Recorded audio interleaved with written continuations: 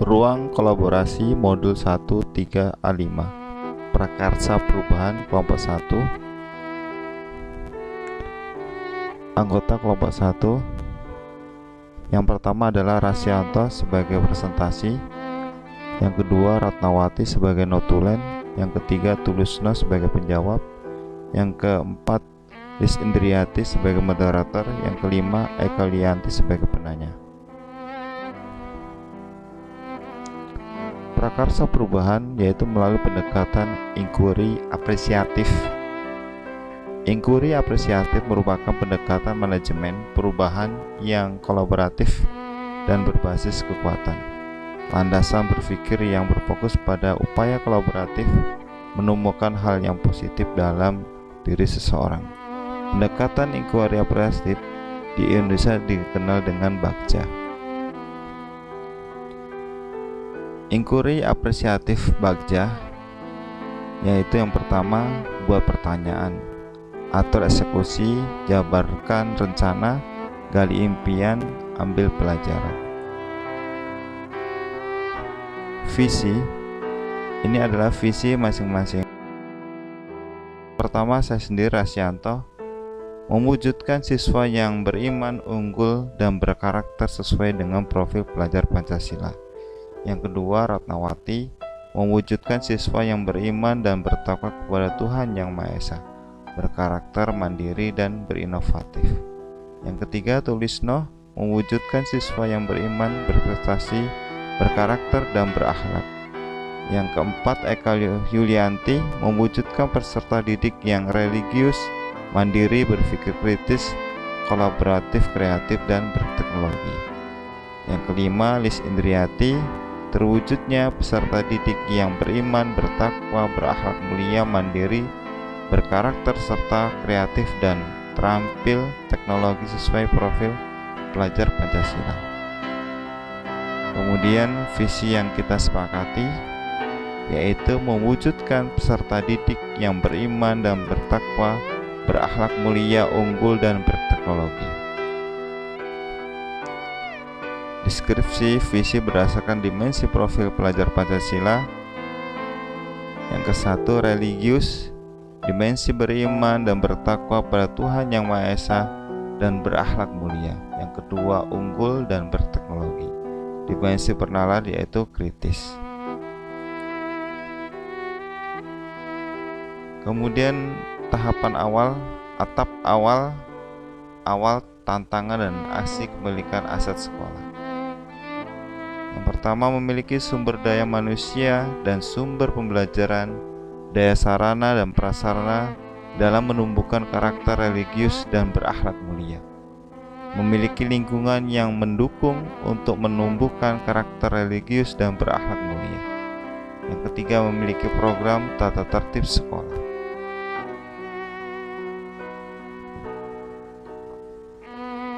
Tantangan, masalah yang dihadapi. Yang pertama, siswa belum mampu menjalankan sholat 5 waktu. Yang kedua, siswa belum terbiasa menerapkan 5S, senyum, salam, sapa, sopan santun pada sesama teman, orang tua, dan guru.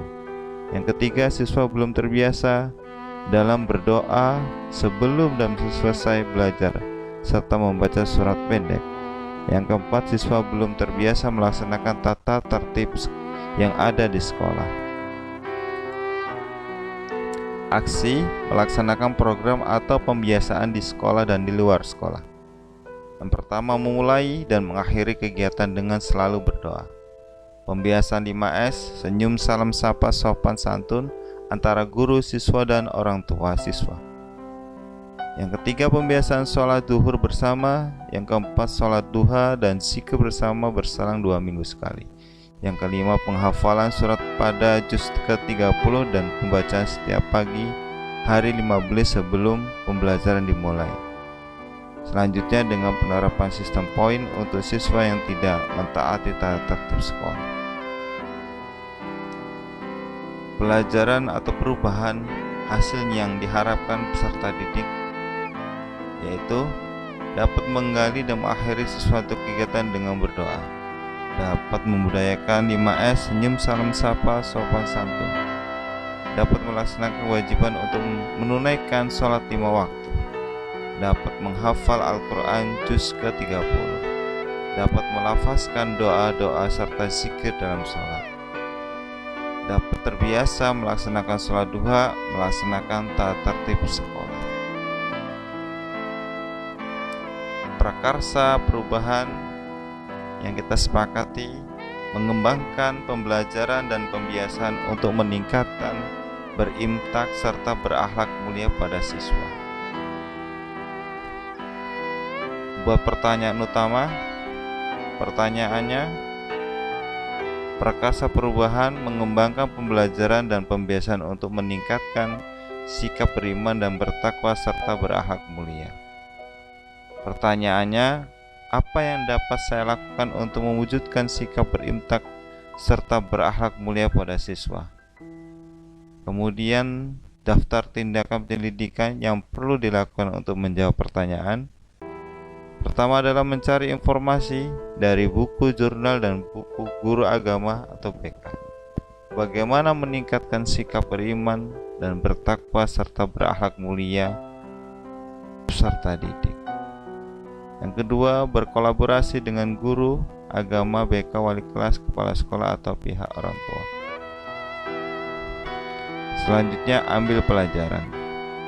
Pertanyaannya, siapakah guru yang pernah memiliki pengalaman untuk meningkatkan sikap berimtak dan berakhlakul karimah?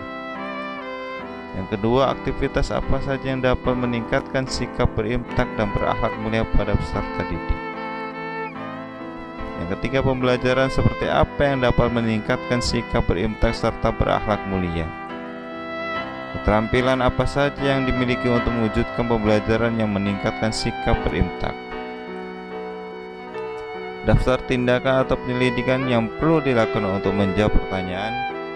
Yang pertama, mencari contoh yang nyata dan referensi pembelajaran atau pembiasaan yang meningkatkan sikap religius peserta didik melalui wawancara, studi pustaka, dan berkolaborasi. Survei pengalaman guru, orang tua siswa. Selanjutnya, gali mimpi. Pertanyaannya, yang pertama adalah kebiasaan baru apa yang akan didapatkan jika peserta didik sudah memiliki sikap berimtak serta berakhlak mulia. Yang kedua, hal baru apa lagi yang dapat dilakukan jika murid-murid sudah memiliki sikap beriman dan bertakwa serta berakhlak mulia. Daftar tindakan penyelidikan yang perlu dilakukan untuk menjawab pertanyaan. Yang pertama, membuat gambaran, narasi deskriptif situasi kelas dalam setiap pembelajaran saat murid bersikap beriman, bertakwa, dan berakhlak mulia. Daftar nilai sikap dan daftar nilai sosial. Membuat daftar kegiatan baru untuk memanfaatkan, mengoptimalkan sikap beriman dan bertakwa serta berakhlak mulia. Jabarkan rencana, desain. Pertanyaannya, 1. Apa langkah sederhana pertama yang harus dilakukan untuk menumbuhkan sikap beriman bertakwa pada anak? Bagaimana cara mengukur tingkat perkembangan level beriman, bertakwa, dan berakhlak mulia pada anak? Tindakan apa kegiatan kelas apa saja mendukung peningkatan sikap berimtak dan berakhlak mulia pada siswa? Daftar tindakan penyelidikan yang perlu dilakukan untuk menjawab pertanyaan. Membuat daftar pertanyaan untuk berdialog dengan siswa dalam upaya menggali kegiatan yang diperuntukkan menumbuhkan sikap religius dan berakhlak mulia. Membuat survei untuk mengetahui level sekaligus anak. Merinci dan menetapkan kegiatan yang wajib diselipkan, memanfaatkan nilai-nilai karakter religius dalam KBM. Atur eksekusi. Pertanyaannya, siapa yang memantau KBM dari setiap guru yang menumbuhkan sikap berimtak berakhlak mulia? Siapa saja yang terlibat dalam penyusunan rencana peningkatan berimtak dan berakhlak mulia peserta didik? Bagaimana mengukur kemajuan program kegiatan peningkatan berimtak dan berakhlak mulia peserta didik? Siapa yang akan menampung dan membahas solusi dari permasalahan yang muncul? Daftar tindakan penyelidikan yang perlu dilakukan untuk menjawab pertanyaan. Menetapkan rekan guru atau kepala sekolah dalam memantau KBM. menyusun dan membentuk tim kerohanian, membuat instrumen pencapaian peningkatan sikap, berimtak dan berakhlak mulia, peserta didik, membentuk tim konsultasi yang melibatkan guru PAI, wali kelas, KS, guru BK, orang tua siswa, tokoh masyarakat dan agama. Kesimpulan, prakarsa perubahan melalui pendekatan inquiry apresiatif merupakan pendekatan manajemen perubahan yang berkolaboratif dan berbasis kekuatan dengan berpikir yang positif. Jadi, semua yang ada di sekolah merupakan aset yang positif yang dapat dikembangkan dan berdampak membawa perubahan yang lebih baik. Kita sebagai calon guru penggerak, salam guru penggerak, tergerak, bergerak, dan menggerakkan. Demikian kami akhiri. Assalamualaikum warahmatullahi wabarakatuh.